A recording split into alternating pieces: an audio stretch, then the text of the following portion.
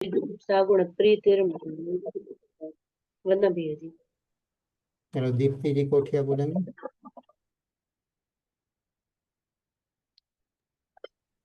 वंदना भैया जी, बोलो। कोई से भी सुना दे भैया जी। जो आपको याद हो उनमें से जो सुना। जी भैया जी।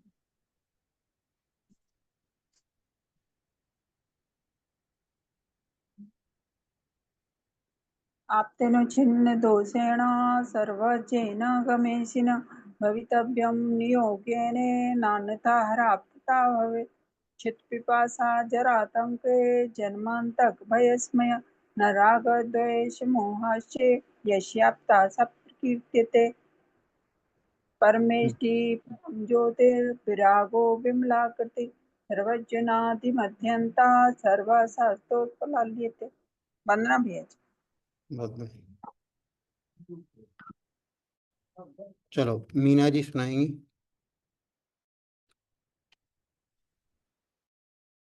वंदना भैया जी। वंदना भैया जी। हाँ बोलो। कर्म परवशे शांत दुःखैरन्तरितोदये आप बीजे सुख नास्ता श्रद्धा नाम कांक्षणा स्मृता स्वभावितो सुचौपाये रत्नात्रय पवित्रते निर्जुगुप्सा गुणा प्रीतिर मता निर्विचिकित्सता। वंदना भैया जी। चलो बहुत बढ़िया। चलो रुचि जी बिलासपुर से बोलें। वंदना भैया जी। कर्म परवशे शांते दुःखैरन्तरितोदये पाप बीजे सुखे नास्ता श्रद्धा न कांचना स्मृता स्वभाव तो सुचोकाये रत्नत्रय पवित्रते निर्जुगुप्सा गुण प्रीतिर्मता निर्विचिकित्सा। वंदना भैया जी। उसको ऐसा बोलो, ऐसा जैसा नहीं। निर्जुगुप्सा गुण प्रीतिर मता कुछ साइड बोलो, मता निर्विचिकित्सिता। चलो वर्षा जी बोलें दो श्लोक। वंदना भैया जी। क्षुत पिपासा जरातंग जन्मांतक मयस्मया न राग देश मोहाशे यशाप्त सप्रकीर्ते परमेष्टि पनंज्योतिर्भ्रागो निर्मलाकृति सर्वज्ञो नादि मध्यंता सार्वा शास्त्रोपललते।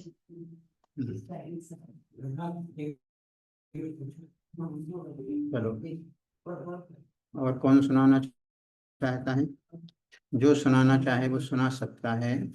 जो नए लोग हैं वो देख करके भी पढ़ सकते हैं। जिनको कंठस्थ नहीं है, यदि वो देख करके पढ़ना चाहें तो देख करके पढ़ सकते हैं।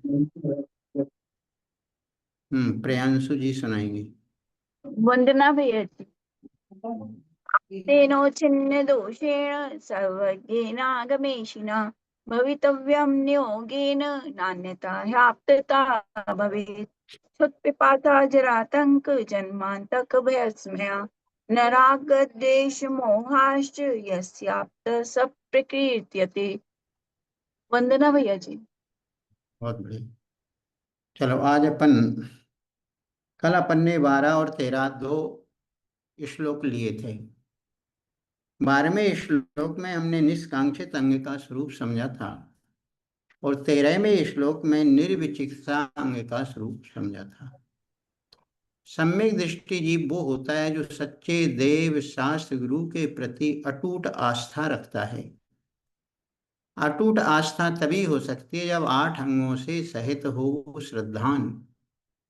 सबसे पहले निशंकित अंग के बारे में बतलाया था कि हमको जिनेंद्र देव के प्रति किसी प्रकार की शंका नहीं होना चाहिए।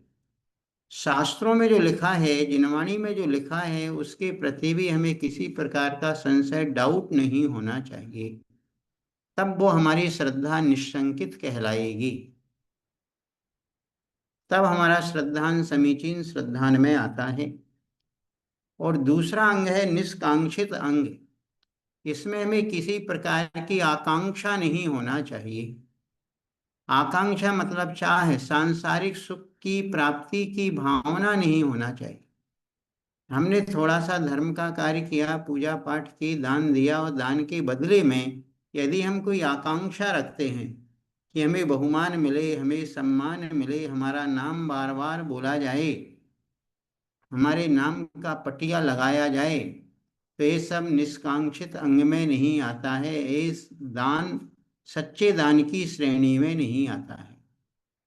दान का स्वरूप तो वो होता है, हमने दान दिया एक हाथ से, दूसरे हाथ को भी मालूम नहीं पड़ता है। हमें अपने कर्तव्य का बोध करने के लिए दान देना चाहिए, ना कि मान प्रतिष्ठा के लिए। लेकिन आज वर्तमान में दान का स्वरूप भी अधिकांश बदल चुका है।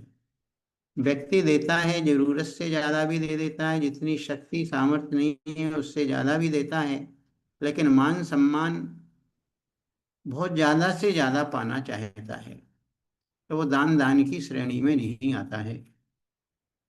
तो निष्कांक्षित अंग के बारे में बतलाया कि वो संसार का सुख कर्म के अधीन है।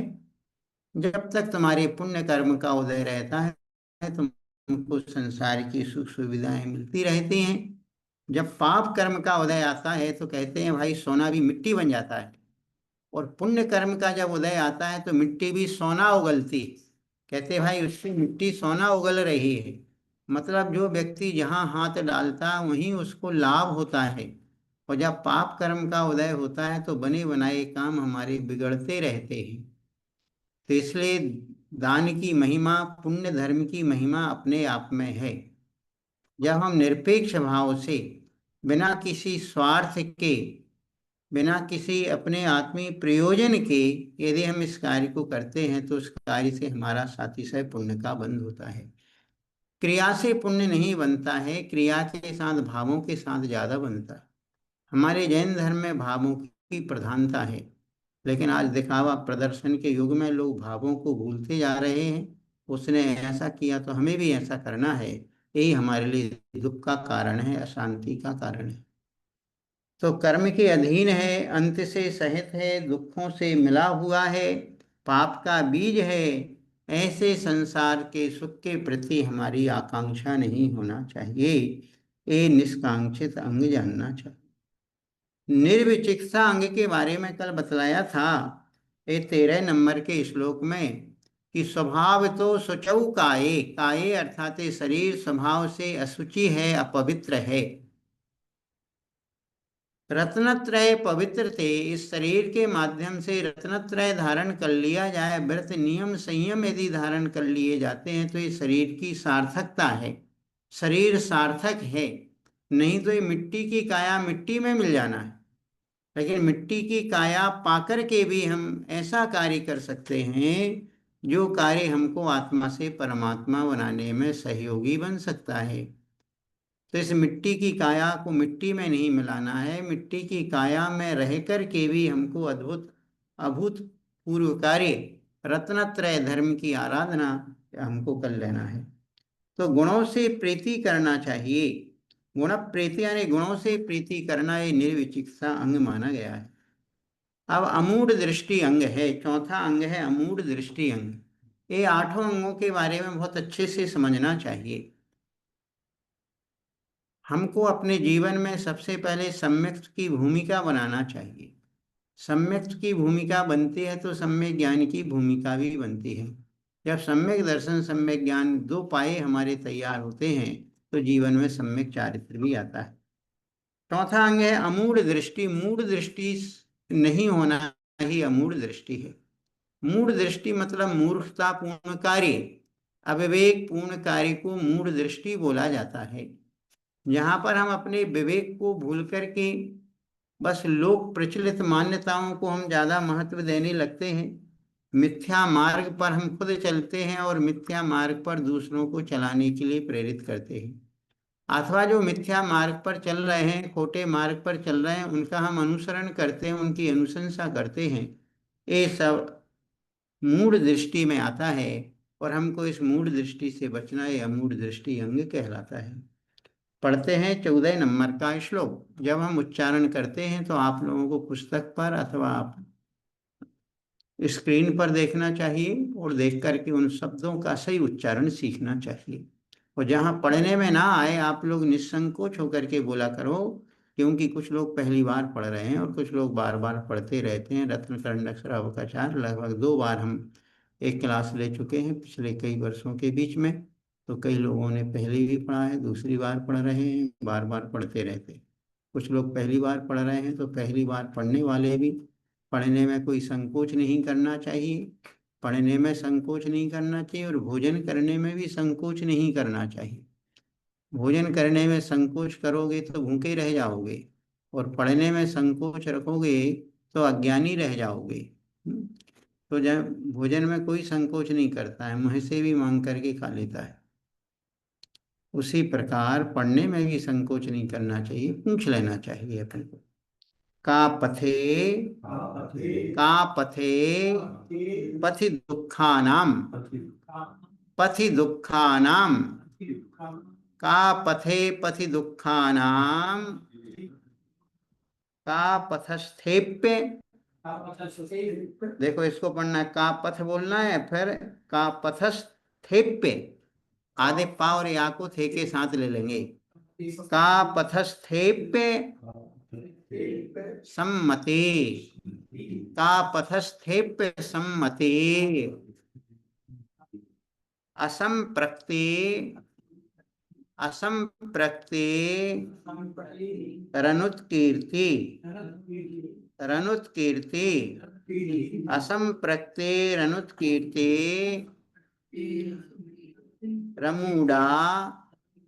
रमूढ़ा दृष्टिरुच्यते।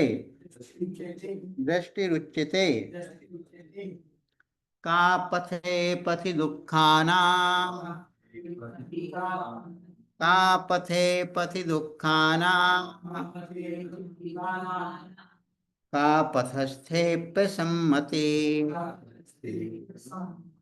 का पथस्थेप्य सम्मति, असंप्रक्तेरनुत्कीर्ते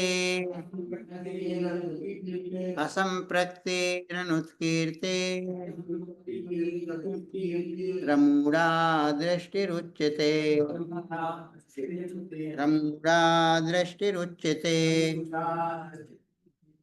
का पथे पथि दुखानां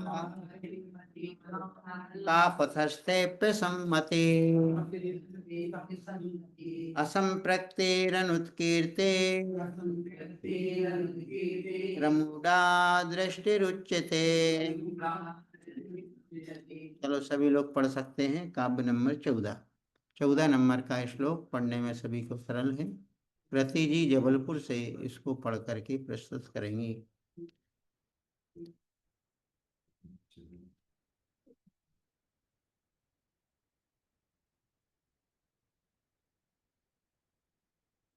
चलो प्रियांशु जी पढ़े। जी भैया जी। हाँ कहती जी आगे पढ़े। पढ़िए। रत्न कर्णक श्रावकाचार्य 14 नंबर का श्लोक। जी भैया जी। कापते पथे दुखा नाम। एक मिनट।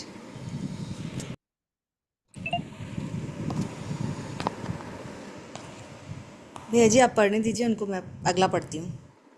चलो प्रियांशु जी पढ़े। वंदना भैया जी।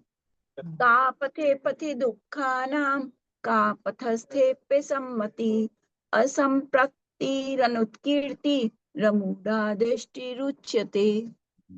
वंदना भैया। रमूढ़ा दृष्टिरुच्यते। रमूढ़ा दृष्टिरुच्यते। इसका संधि विच्छेद करेंगे।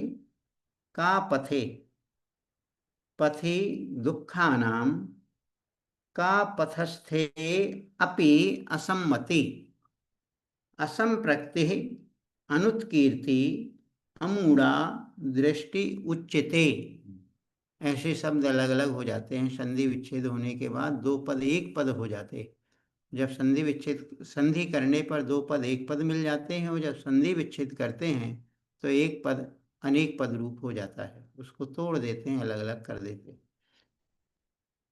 अब देखिएगा, का पथे, पथ बोलते हैं मार्ग, और पथे यानी मार्ग में, का पथ यानी कुत्सित मार्ग का पथ कहलाता है। का पथ यानी मिथ्या मार्ग में, खोटे मार्ग में। जो खोटा मार्ग कैसा है? दुखा नाम पथि यानी दुखों का मार्ग है। खोटा मार्ग क्या है? दुखों का मार्ग है। खोटा मार्ग पर चलने से हमें दुख ही मिलता है। खोटा मार्ग यहाँ पर मोक्ष मार्ग में मिथ्या दर्शन, मिथ्या ज्ञान, मिथ्या चारित्र को यहाँ पर कापथ शब्द से लेना। मिथ्या दर्शन, मिथ्या ज्ञान, मिथ्या चारित्र मिथ्या मार्ग कहलाते हैं। तो एक ऐसे दुखानाम पथि, दुखों के मार्ग स्वरूप हैं। अर्थात मिथ्या दर्शन से भी हमें दुख मिलता है जब हमारी श्रद्धा विपरीत होती है,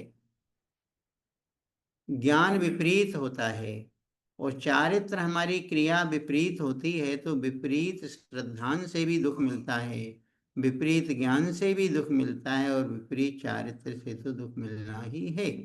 तो दुखानाम पथ यानी दुखों के मार्ग स्वरूप, का पथ यानी मिथ्या दर्शन, मिथ्या ज्ञान, मिथ्या चारित्र रूप खोटे मार्ग में, और का पथस्थे अपि, का पथस्थ बोलते हैं मिथ्या मार्ग में स्थित, यानी जो मिथ्या दर्शन, मिथ्या ज्ञान, मिथ्या चारित्र में स्थित हैं, मिथ्या दर्शन, मिथ्या ज्ञान, मिथ्या चारित्र का अनुसरण कर रहे, उस मार्ग पर चल रहे। तो ऐसे मिथ्या दृष्टियों के प्रति भी और मिथ्या मार्ग के प्रति भी असम्मति, असम्मति का अर्थ है मन से कोई सम्मति नहीं देना, मन से कोई अनुमोदना नहीं करना, मन से सपोर्ट नहीं करना, ये असम्मति कहलाती है। सम्मति नहीं देना। असंप्रक्ति, असंप्रक्ति का अर्थ होता है किसी प्रकार का संपर्क नहीं करना, उनसे मेल मिलाप नहीं करना, उनके साथ भोजन पानी आदि के संबंध नहीं करना, ये असंप्रक्ति यानी जन संपर्क से रहित। कौन से जन संपर्क? जो मिथ्या मार्ग पर चलने वाले लोग हैं, मिथ्या दृष्टि लोग हैं, उनसे किसी प्रकार का जन संपर्क नहीं। और तीसरी बात है अनुत्कीर्ति। अनुत्कीर्ति का अर्थ है वचनों के द्वारा उनकी कीर्ति यानी प्रशंसा नहीं करना। तीन से ही हमारा संबंध जुड़ता है, मन से, वचन से, काया से। तो बतला दिया मिथ्या मार्ग का, और मिथ्या मार्ग में स्थित जो मिथ्या दृष्टि जीव हैं, उन मिथ्या दृष्टि जीवों का भी न किसी प्रकार से मानसिक सम्मति देना, न किसी प्रकार का संपर्क करना, न कोई वचनों से उनकी प्रशंसा करना, ये अमूढ़ा दृष्टि उच्यते, इसको अमूढ़ दृष्टि अंग कहते हैं।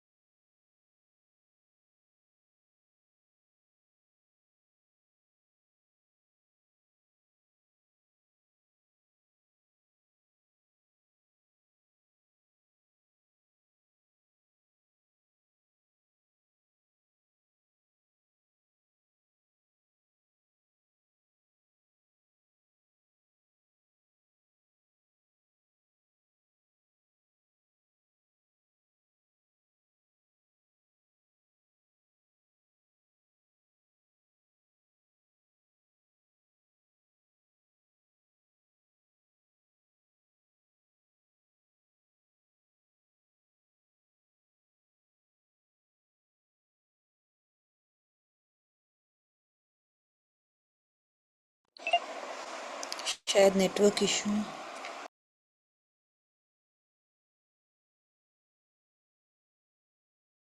करंट चला गया था।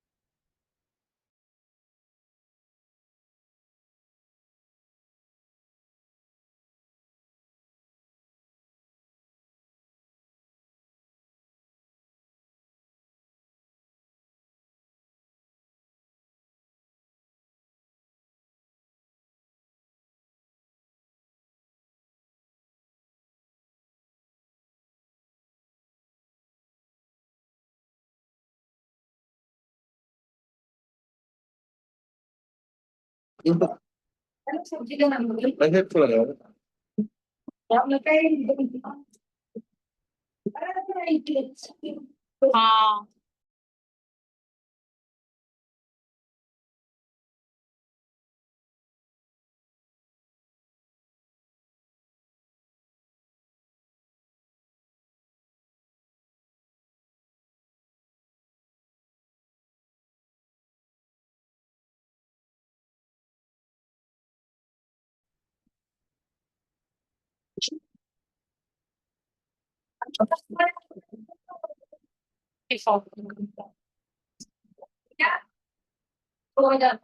बड़े भैया का फोन ही आ रहा है। सही है हमको। हाँ इधर जूम पे भी है और वो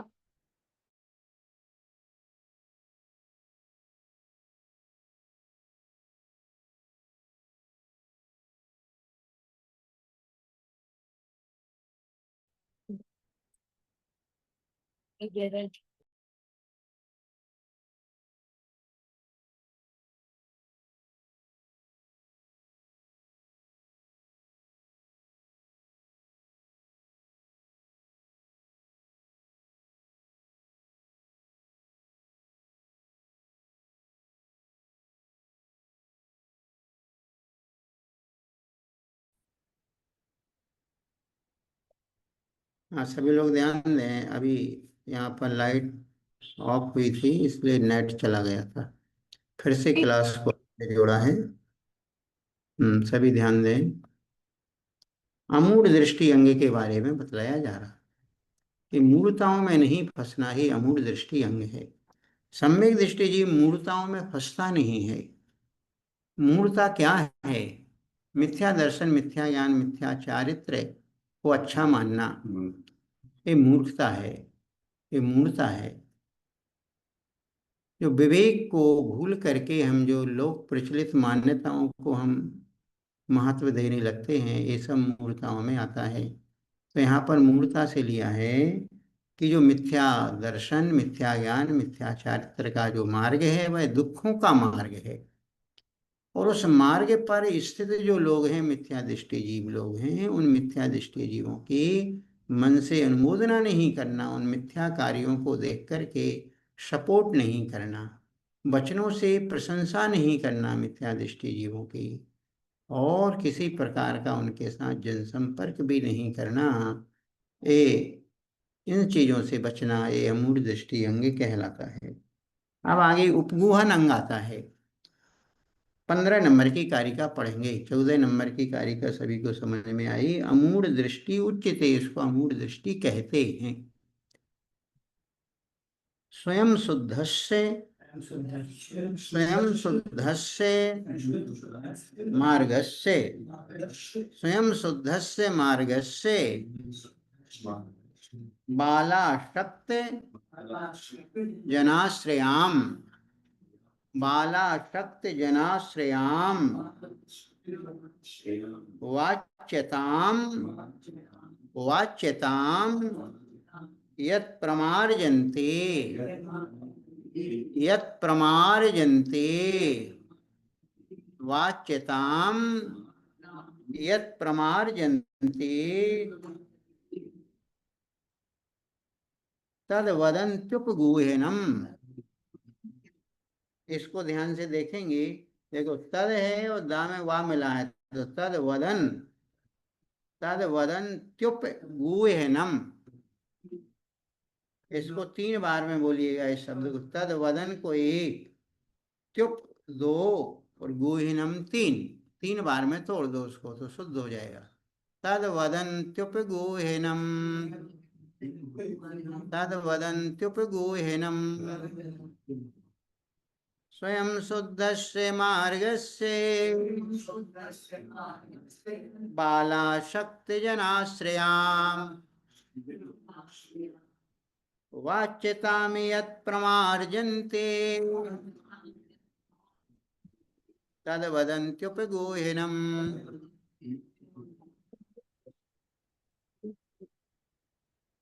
चलो ठीक है, बहुत बढ़िया। इसको पढ़ करके कोई सुन। चलो, कृति जी यदि हैं जबलपुर से तो पढ़ पढ़ करके के सुन। सुनाओ चलो दादी को।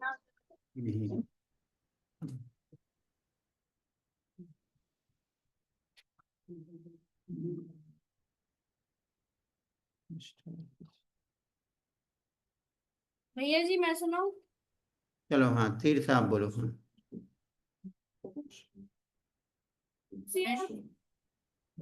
स्वयं शुद्धस्य मार्गस्य बालाशक्तजनाश्रयं वाच्यतां यत् प्रमार्जन्ति तद्वदन्त्युपगूहनम्। बहुत बढ़िया, बहुत सुंदर। अब देखिए, इसका संधि विच्छेद करेंगे अपन। संधि विच्छेद में अपन को अलग अलग मालूम पड़ जाता है कौन कौन शब्दों से पद बना है। स्वयं अपने आप में स्वतंत्र शब्द है। शुद्धस्य, शुद्ध है। मार्गस्य, शुद्धस्य मार्गस्य, शुद्ध मार्ग का मार्ग स्वयं शुद्ध है, स्वभाव से शुद्ध है। मार्ग यानी मोक्ष मार्ग। यहाँ पर मार्ग की चर्चा जब चलती है तो मोक्ष मार्ग यानी सम्यक दर्शन, सम्यक ज्ञान, सम्यक चारित्र्य, ये मार्ग स्वयं शुद्ध है और ये अनादि अनिधन मार्ग है। तुम सोचो भगवान महावीर स्वामी ने मार्ग बनाया हो? नहीं। आदिनाथ तीर्थंकर ने बनाया हो? नहीं। अनादिकाल से मार्ग चल रहा है। मिथ्या दर्शन, मिथ्या ज्ञान, मिथ्या चारित्र का मार्ग भी अनादिकालीन है और सम्यक दर्शन, सम्यक ज्ञान, सम्यक चारित्र का मार्ग भी अनादिकालीन मार्ग है। तो बतला दिया कि स्वयं शुद्ध से मार्ग बाल अशक्त जन आश्रयम। इसमें भी दो शब्द लगे हैं, बाल अशक्त, बालजन अशक्त जन आश्रयम। इसका आश्रय लेते हैं तो किसका? स्वयं मोक्ष मार्ग स्वयं शुद्ध है, पवित्र है, किंतु उसमें बाल आने अज्ञानी लोग उसका आश्रय ले लेते हैं, अर्थात उस मार्ग पर चलने लगते हैं।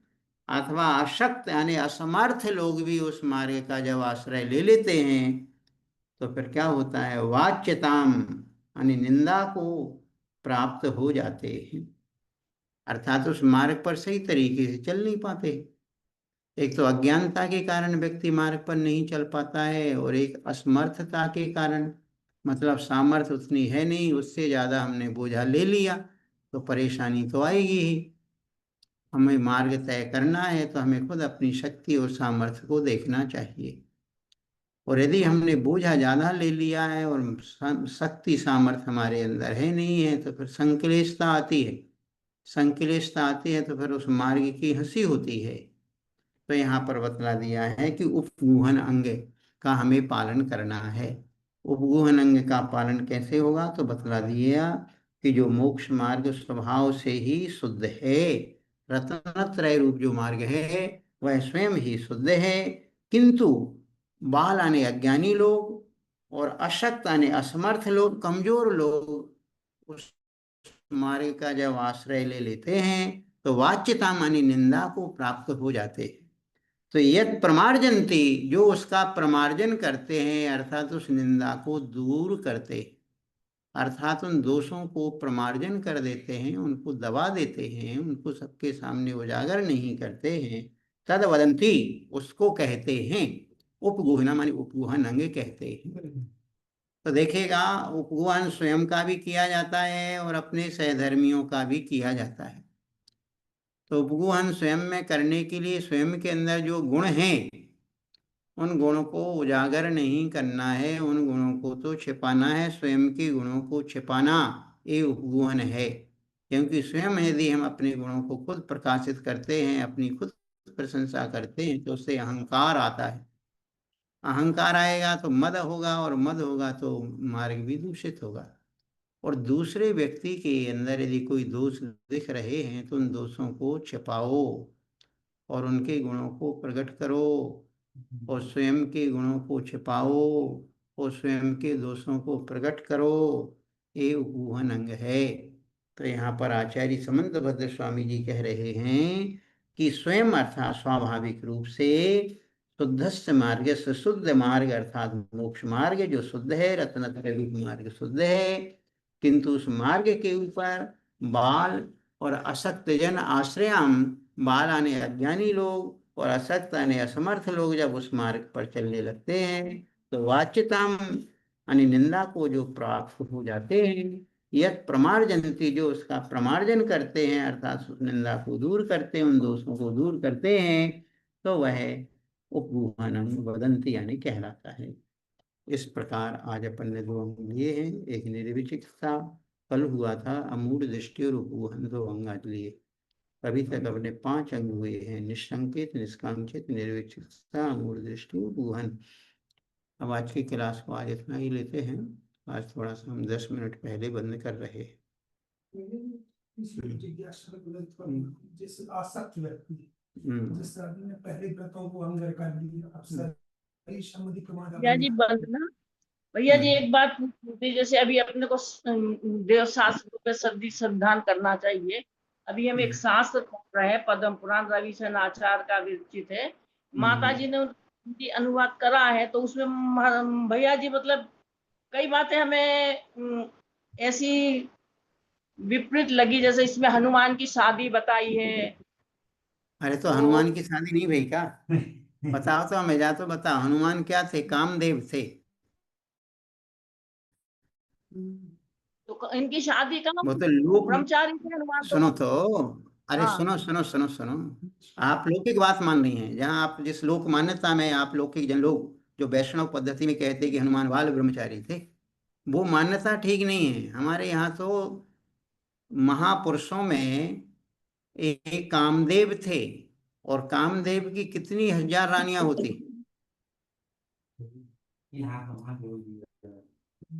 आपको एक बात विपरीत लग रही, पहले तो आप ऐसा करो कि उसको सही तरीके से, अपन को एकदम ही नहीं सोचना कि विपरीत लग रहा है। इसलिए तो हमने आपसे हनुमान की अपनी, हाँ तो इसलिए पूछ लिया, अच्छी बात है। हनुमान मोक्षगामी जी भी हैं। हनुमान कामदेव थे, उनकी कितनी 8,000,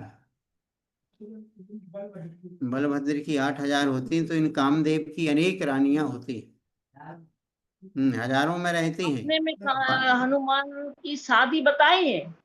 हाँ, अब आप गई थी तो नहीं अभी गई तक थी ये वो भी नहीं सोचते थे कि मालूम। हनुमान जी की शादी नहीं हुई, बाल ब्रह्मचारी थे। अच्छा, वो तो लोक मान्यता है, लोक प्रचलित मान्यता है। अपने शास्त्रों के अनुसार वो कामदेव थे, और कामदेव की नियम से शादी होती। कामदेव कुछ नियम से शादी करते हैं, और इनका रूप इतना सुंदर होता है कि अनेक लोग उनके रूप को देख करके स्वयं आकृष्ट होते।